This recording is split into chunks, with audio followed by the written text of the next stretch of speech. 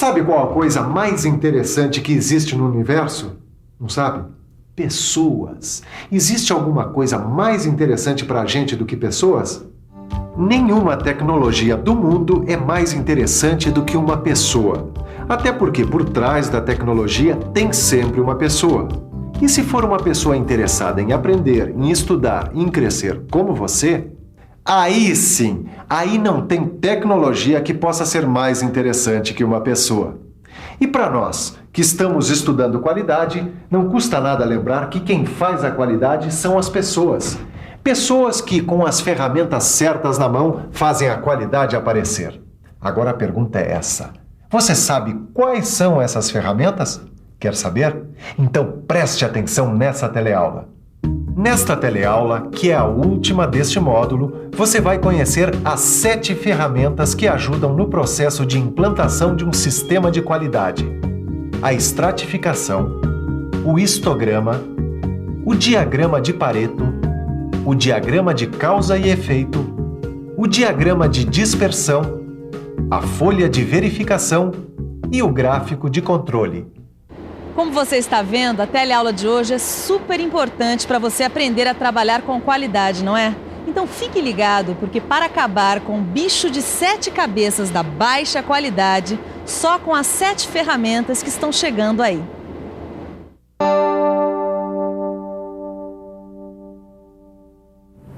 Zé, oi, vem cá. Muito bem, meus amigos.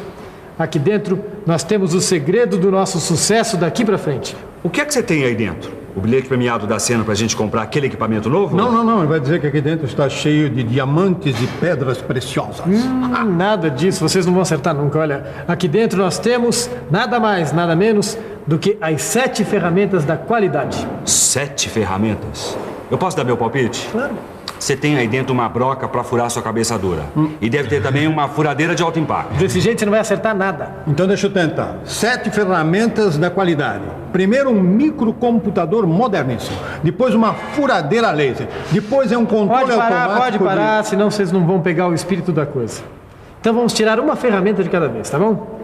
A primeira ferramenta é a estratificação. Estratificação? Que diabo de ferramenta é essa? Calma, eu explico. Mas antes, vamos conferir o que quer dizer essa palavra meio cabeluda. Estratificação.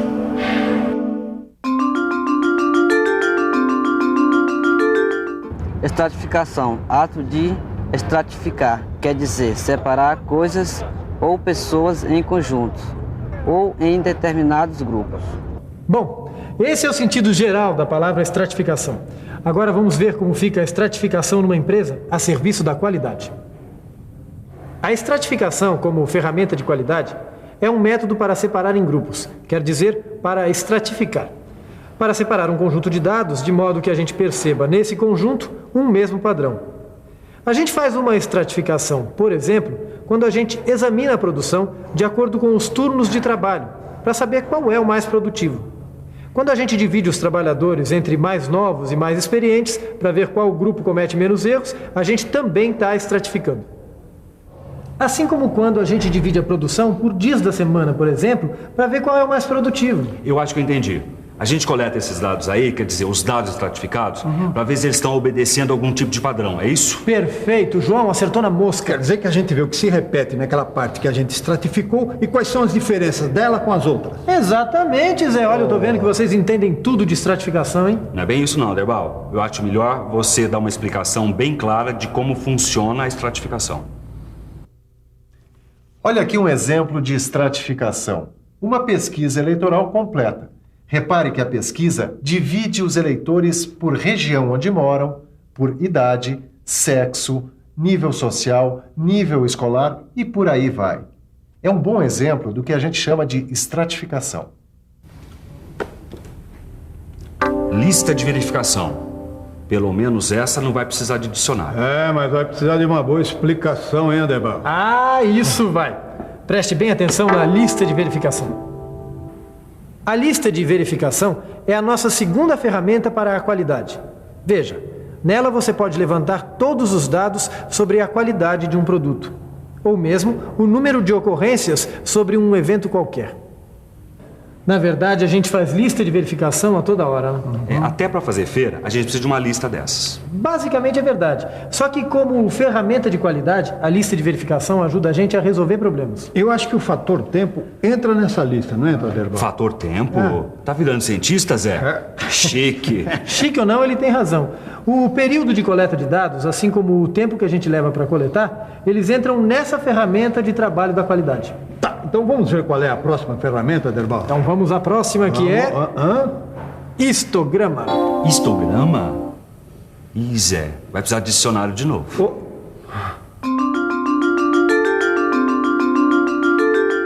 Histograma.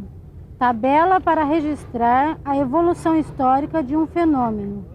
Olha, para registrar a evolução das coisas ao longo do tempo, é que a gente faz um histograma. Um histograma, na realidade, é um daqueles gráficos estatísticos que tem umas colunas. Para a gente ver a variação de produção durante a semana, por exemplo. Isso, olha, eu tenho um aqui, ó.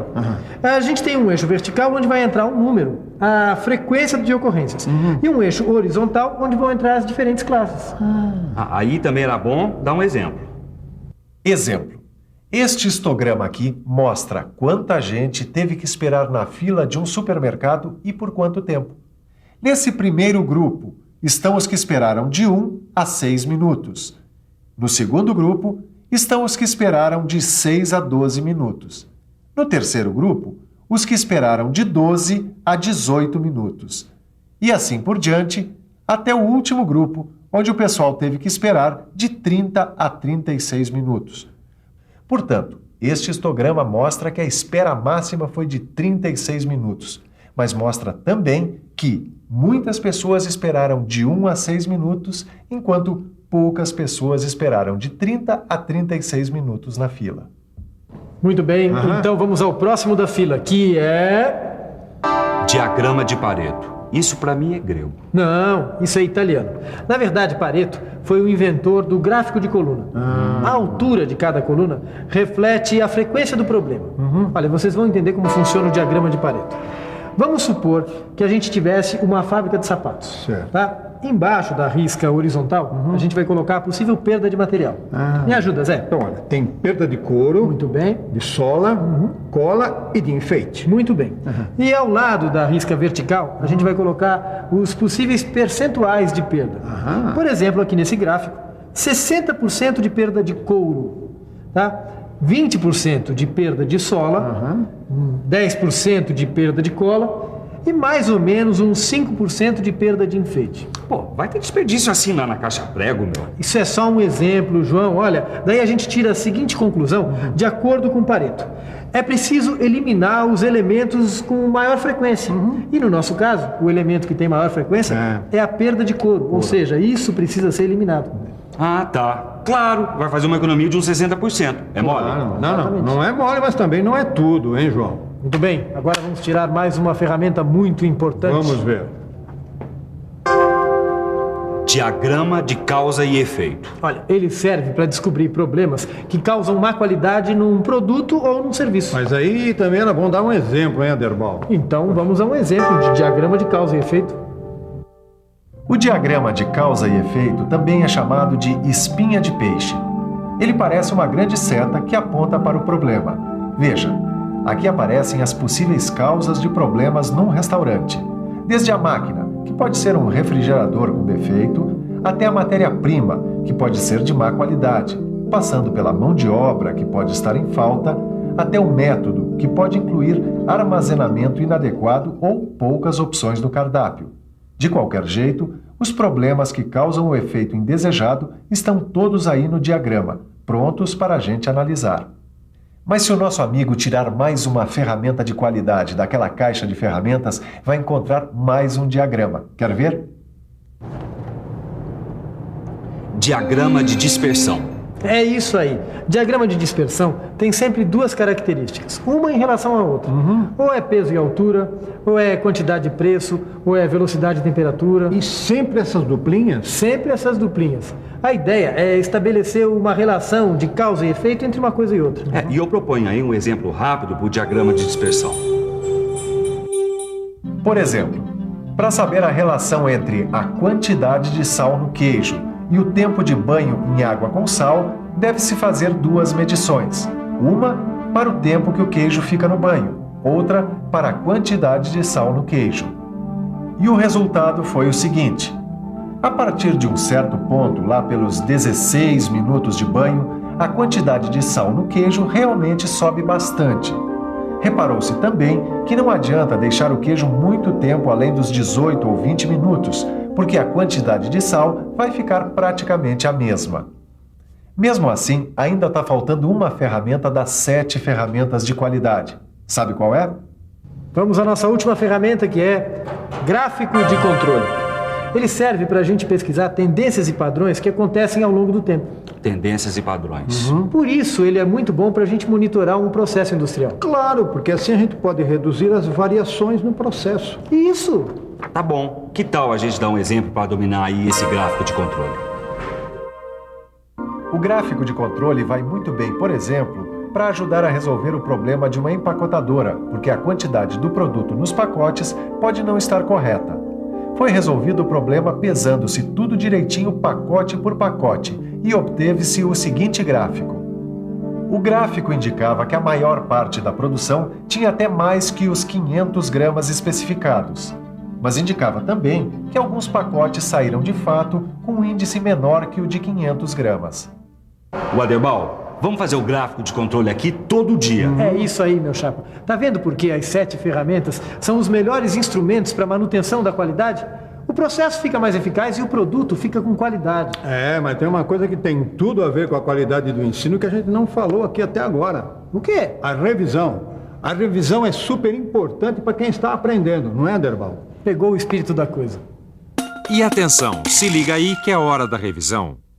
Na nossa teleaula de hoje, a gente aprendeu quais são as 7 ferramentas da qualidade. Você conheceu uma por uma: a estratificação, a folha de verificação, o histograma, o diagrama de Pareto, o diagrama de causa e efeito, o diagrama de dispersão e o gráfico de controle.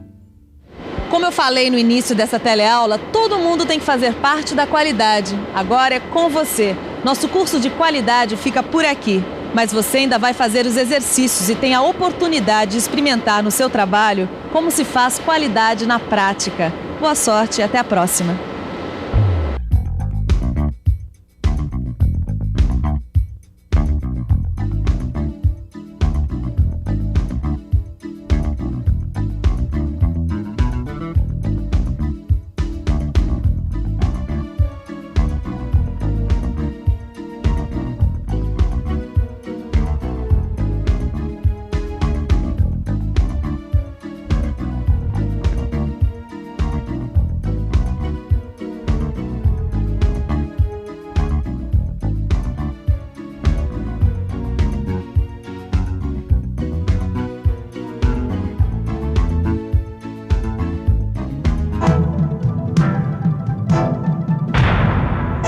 Telecurso 2000, um programa de educação do Sistema Fiesp e da Fundação Roberto Marinho.